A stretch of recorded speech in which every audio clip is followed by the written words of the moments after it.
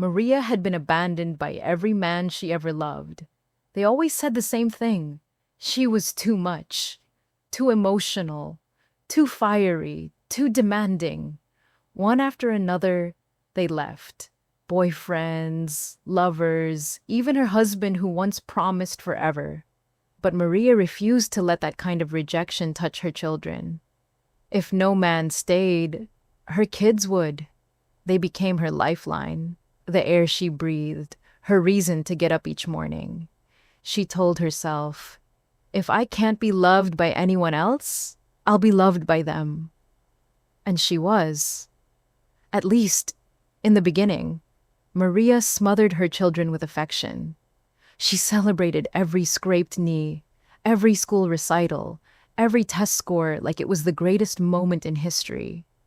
She gave them everything, her money, her time, her energy.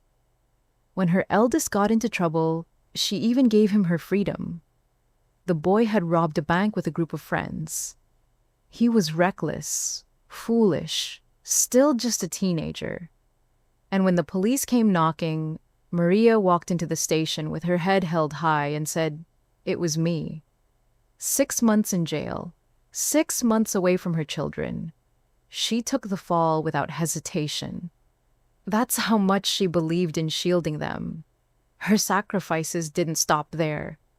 When her youngest son complained about a teacher, Maria stormed into the school the very next morning.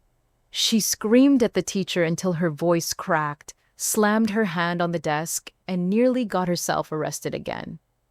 To Maria, no authority figure, no rules, no boundaries mattered more than her kids' feelings. At home, she gave up her own comfort without a second thought.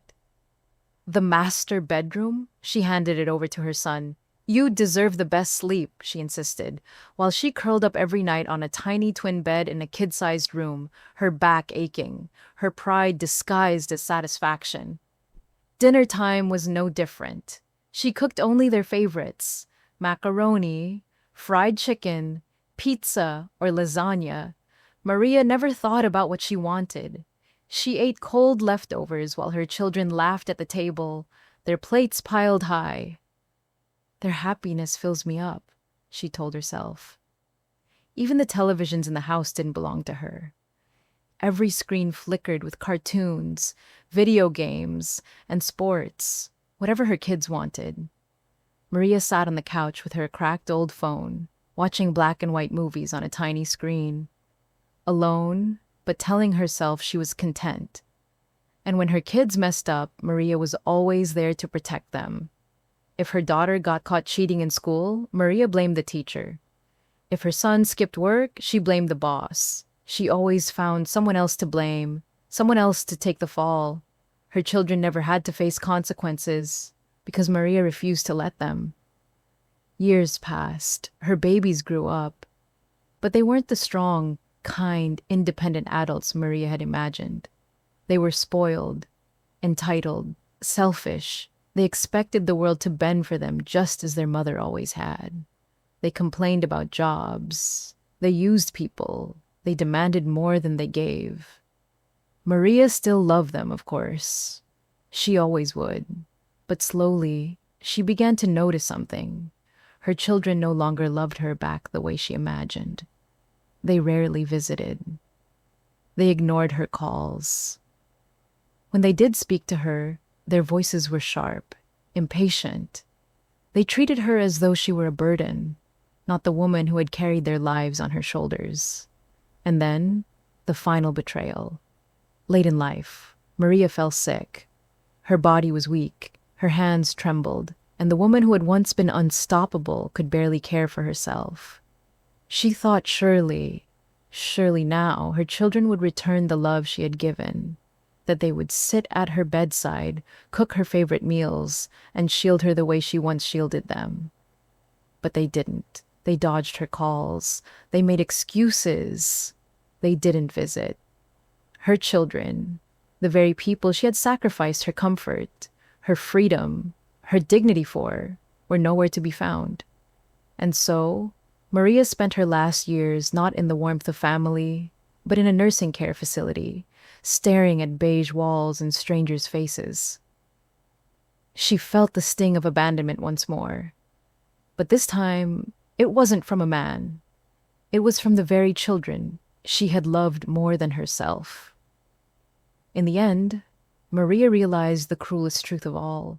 She had given everything and taught her children nothing. By loving them more than herself, she had raised a family that didn't know how to love her back. The woman who sacrificed her freedom, her comfort, her meals, even her bed, was left with nothing but silence. But silence was never truly quiet. At night, as Maria lay in her narrow bed at the nursing home, she heard echoes of her past, the laughter of her children as they played, the clatter of pots and pans when she cooked their favorite meals, the heavy thud of footsteps when they stormed through the house as teenagers. In her mind, they were still hers, still young, still reaching out for her hand. She closed her eyes and remembered the weight of her daughter's head resting on her chest, the way her youngest son clung to her leg when he was scared, the pride in her eldest eyes when he first rode his bike without training wheels. Those memories warmed her, even as the present left her cold. The nurses came and went. They were kind, but not hers. They checked her vitals, fluffed her pillows, and moved on. Maria smiled at them out of habit, but the smile never reached her heart. She longed for the sound of her children's voices, for the chaos of her old home, for the life she had given away piece by piece. Sometimes she imagined the door opening, her children rushing in, older now, but full of love. She imagined them saying, "We see it now, Mama. We understand. We're sorry." But the door never opened for her, and the phone never rang. The truth weighed on her heavier than her sickness. Once she realized, she had raised her children to believe the world owed them, because she had given them her world without asking anything in return. And in the end, they owed her nothing. Maria's story was one of devotion, but also of warning. Love without balance had consumed her. Sacrifice without boundaries had erased her. And as she drifted deeper into the silence, Maria knew this was the lesson she left behind. If you love others more than yourself, you may one day find yourself with no love left at all.